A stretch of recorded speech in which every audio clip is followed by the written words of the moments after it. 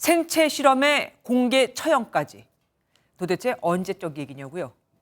바로 현재 북한에서 벌어지고 있는 일입니다. 지난 2016년 북한 인권법이 제정된 뒤 매년 작성이 됐지만 전 정부 내내 비공개해온 북한 인권 보고서가 처음으로 공개됐는데 여기엔 북한 이탈 주민 508명의 생생한 증언이 담겼습니다.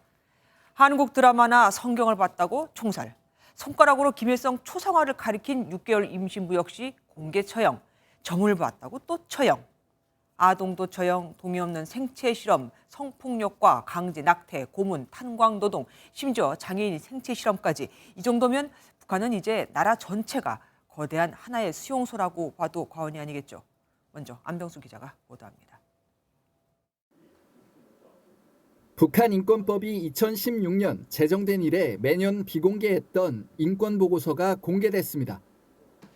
2017년 이후 탈북한 북한 이탈 주민 508명이 1,600여 개의 인권 침해 사례를 증언했습니다.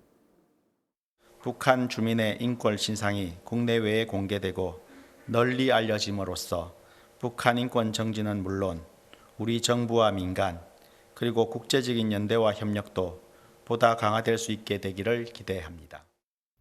보고서에 따르면 북한 국경 지역에서 사법 절차를 거치지 않고 즉결 처형하는 사례가 지속적으로 수집됐습니다.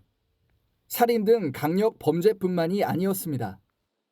마약 거래, 한국 영상물 시청 유포, 종교 미신 행위 등에 대해서도 사형이 집행되는 경우가 많았습니다. 아동과 임산부라고 예외는 없었습니다. 2015년 원산시에서는 청소년 6명이 한국 영상물을 시청했다는 등의 이유로 사형을 선고받고 곧바로 총살됐습니다.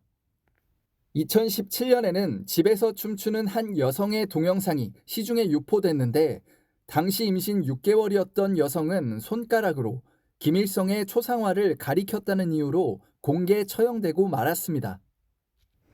정치범 수용소에선 수용민에 대한 처형과 처절한 강제 노동이 이루어지고 있고 국군 포로, 납북자, 이산 가족은 감시와 차별에 시달리는 것으로 파악됐습니다. 정신질환자나 지적 장애인을 대상으로 동의 없는 생체 실험이 자행되고 있다는 충격적인 증언도 나왔습니다. 한편에선 이번 공개 결정에 대해 우려하는 목소리도 나옵니다. 오히려 북한 주민들의 이 통제만 강화시키고 남북 관계도 악화시키고 그런 차원에서 상당히 우려스럽지 않을 수 없다. 정부는 실물 보고서를 약 2,500부 발간해 정부 부처와 도서관, 연구단체 등에 배포하고 영문판 발간도 추진할 계획입니다.